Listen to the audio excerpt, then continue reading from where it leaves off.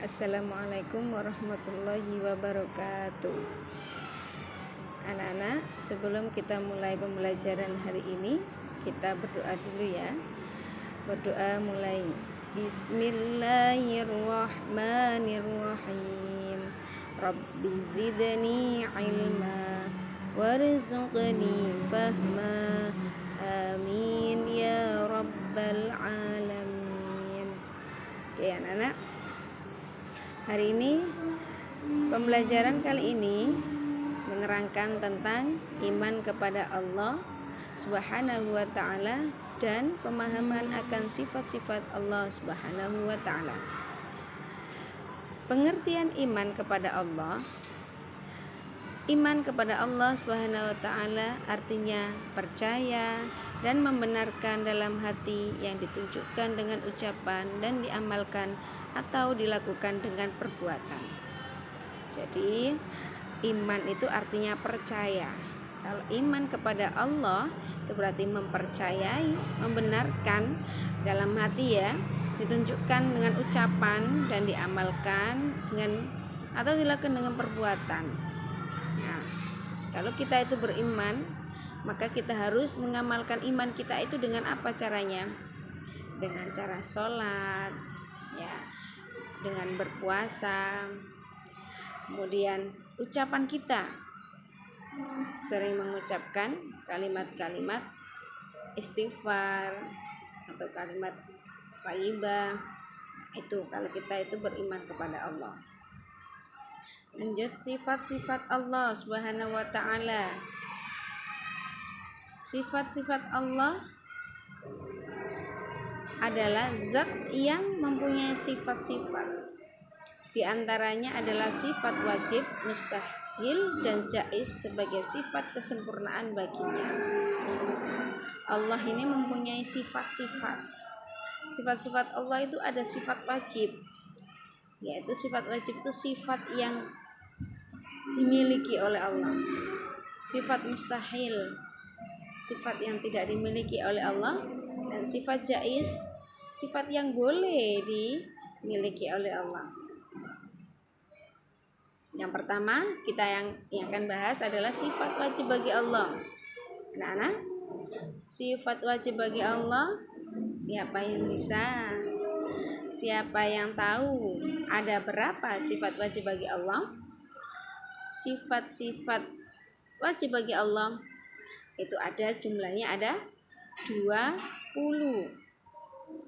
Nah, sebelum ke sifat-sifatnya, apa sifat wajib bagi Allah itu? Sifat-sifat kesempurnaan yang pasti dimiliki oleh Allah Subhanahu wa ta'ala. Jumlahnya ada 20. 20 itu apa saja? Ayo, kalau kalian bisa kita bernyanyi 20 sifat wajib bagi Allah. Nyanyi ya. Sifat wajib bagi Allah. Wujud qidam baqa mukhalafatul lil hawadisi qiyamuhu binafsihi wahdaniyah qudrah iradah ilmun hayat sama' basar kalam qadiran muridan aliman hayyan sami'an basiran mutakalliman. Iya. Nah, lagi di situ wujud. Artinya apa wujud? Ada. Jadi Allah itu bersifat wujud. Ada di mana-mana.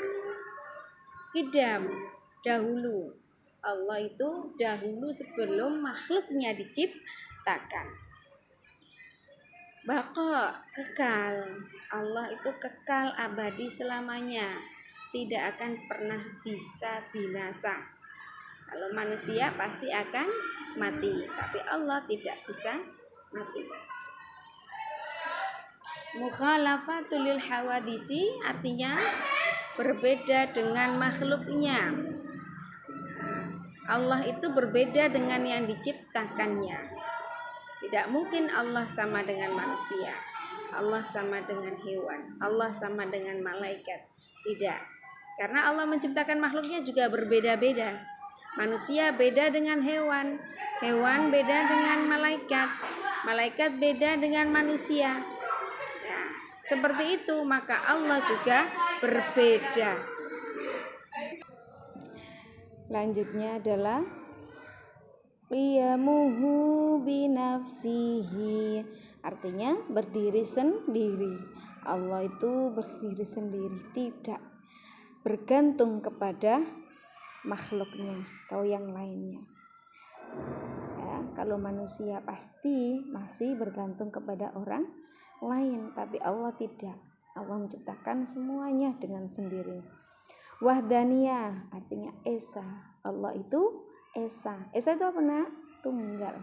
Esa itu tunggal, tidak ada yang menyerupainya. Qudrat, kuasa. Allah berkuasa. Allah yang mengendaki. Allah yang berkuasa atas segala yang ada di bumi ini, atau di langit dan di bumi. Iradat, ke-8, berkehendak. Allah itu berkehendak. Ilmun, Allah mengetahui apa yang kita tidak ketahui, Allah sudah mengetahuinya. Hayat, hidup. Allah itu hidup, tidak bisa mati. Sam'un, mendengar. Allah mendengar, tidak terbatas pendengarannya. Kalau kita terbatas pendengarannya, tapi kalau Allah tidak. Basar, melihat. Allah juga melihat semua yang ada di muka bumi ini. Kalamun, berfirman. Allah juga berfirman. Allah berfirman dengan firman-firmannya yang diamanahkan kepada para nabi-nabi. Kalau Allah itu berfirman, Qadiran, zat yang kuasa, zat yang kuasa. Muridan, zat yang menentukan. Aliman, mengetahui. Hayyan, zat yang hidup. Sami'an, zat yang mendengarkan. Basiran, zat yang melihat. Mutakalliman, zat yang berfirman. Nah, itulah tadi anak-anak 20 sifat wajib bagi Allah yang wajib kita ketahui dan kita amalkan. Kemudian yang kedua adalah sifat mustahil bagi Allah. Apa sifat mustahil bagi Allah itu? Sifat-sifat lemah yang tidak mungkin dimiliki oleh Allah Subhanahu wa taala, yang merupakan kebalikan dari sifat wajib, sehingga jumlahnya sama dengan sifat ya wajib, yaitu 20. Jadi sifat mustahil itu sifat yang tidak mungkin dimiliki oleh Allah. Tak mungkin Allah itu memiliki. Apa saja kebalikannya, mustahil itu kebalikannya dari sifat wajib. Tadi wujud. Nah, kebalikannya apa? Adamun, tidak ada. Mungkin Allah enggak ada. Terus apa lagi? 2. Hudus, baru. Fana, lenyap. Mumatsalatul lil hawadisi, sama dengan makhluknya. Enggak mungkin Allah sama dengan makhluknya. Qiyamuhu bi ghairihi, butuh pada yang lain. Ta'addudin, berbilang. Ajzun, lemah. Karoha, terpaksa. Jahlun, bodoh.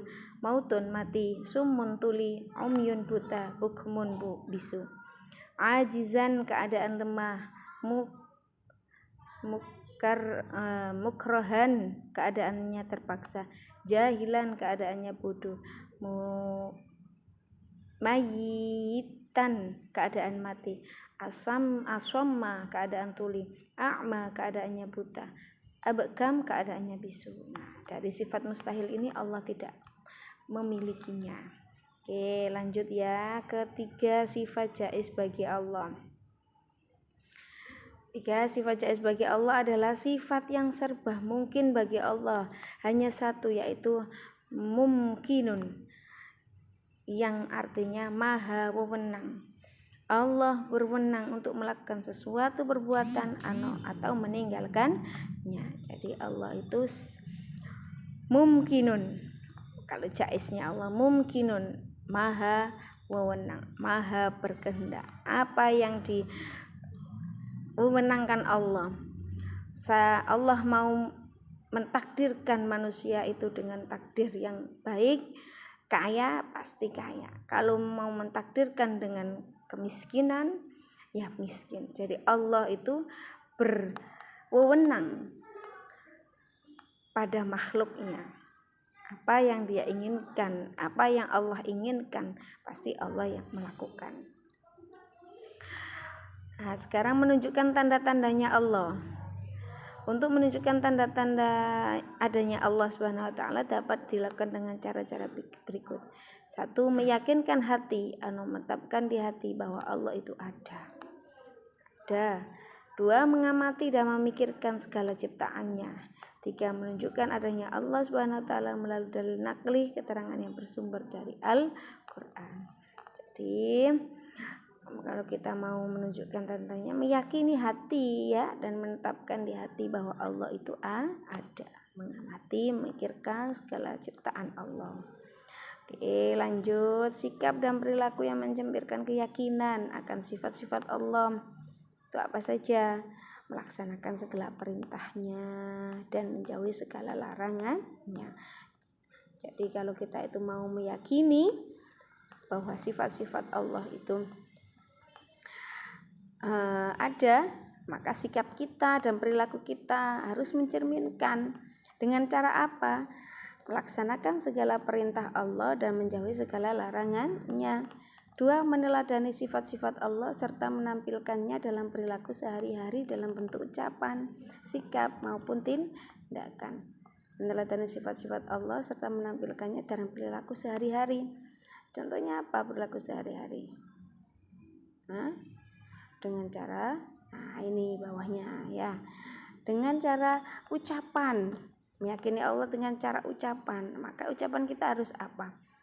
Dengan cara bentuk bersikap dan bentuk tindakan.